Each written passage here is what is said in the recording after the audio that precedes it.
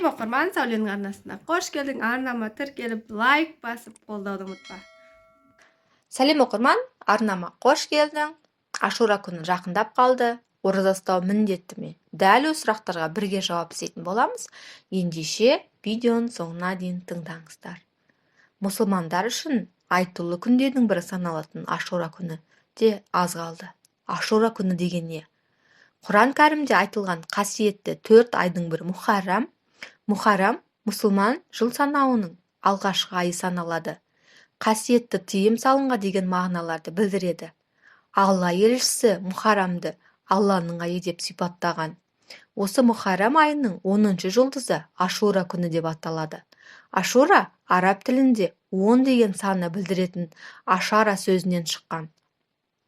Кейбір ғалымдар Ашура күнінің атауын Алла тағаланың пайғамбарымыздың үмметіне 10 түрлі ерекше уақытты сыйлауымен байланыстырып, соның 10-шысы Ашура екенін айтқан. Адам пайғамбардың жаратылуы, жұмаққа кіруі және жұмақтан шығарылған соң тәубесінің қабыл болуы, Нұх пайғамбардың топан судан құтылуы, Жүніс пайғамбардың балықтың қарнынан шығуы, Ибрахим пайғамбардың отқа жанбауы, Жақып пайғамбардың ұлы Жүсіппен қауышуы, Жүсіп пайғамбардың құдықтан шығуы, Аюб пайғамбардың дерттен құтылуы сияқты елеулі оқиғалар осы Ашура күні болған деседі.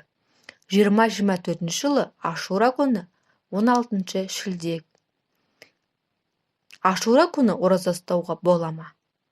Ашура күні мұсылманға ораза ұстау міндет емес, нәпіл оразалардан саналады. Пайғамбарымыз алғаш Медина қаласына келгенде Рамазан айының оразасы парыз болмаған шақта қаладағы яһудилердің Мұхаррамның 10 күні ораза ұстайтынын көріп, олардан бұл оразаның себебін сұрайды. Сонда олар: бұл біз үшін айтулы күн.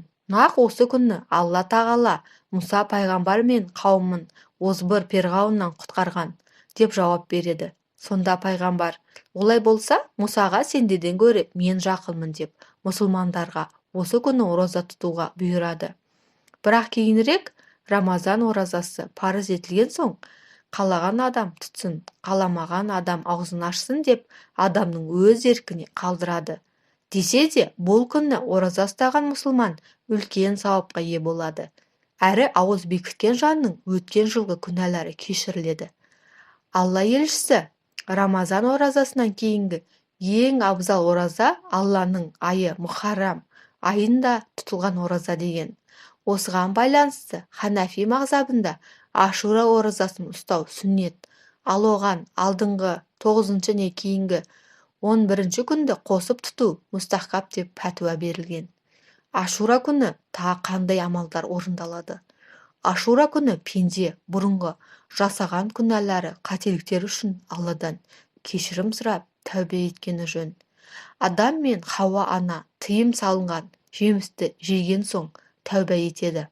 Алла тағала ол турасында қасиетті Құранда: сонда адам оған Алланың сәлемі болсын, Раббысынан сөздер үйренеді де жалбарынып тәубе етті. Раббы оның тәубесін қабылдады. Өйткені ол тәубені өте қабылдаушы, ерекше мейірімді деп айтқан.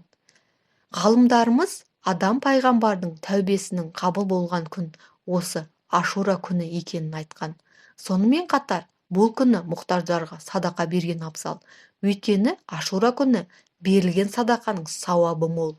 Бұған қоса Ашура күні отбасы мүшелеріне, ағайын туысқа ерекше көңіл бөліп, қуаныш сыйлау маңызды. Пайғамбарымыз кімде-кім Ашура күні әйел бала-шағасына кеңшілік жасаса, Алла оған жыл бойы кеңшілік жасайды деген. Кеңшілік жасау дегенді дәмді тамақ әзірлеу, сыйлық беру сияқты сауапты істерді меңзеген. Ғалымдарымыз Ашура күнінде отбасына кеңшілік жасауды мұстахаб амалға жатқызады. Сондай-ақ Ашура күні кедей адамдарды қуантып, ең кемі 10 адамға сәлем берген абзал. Ашура күні ізгі амалдарды орындап, жақсылық жасаудың сауабы қаншалықты мол болса, тыйым етілген істі жасаудың да күнәсі ауыр. Алла тағала қасиетті Құранда бұл айларда өздеріңге зұлымдық етпеңдер деп айтқан.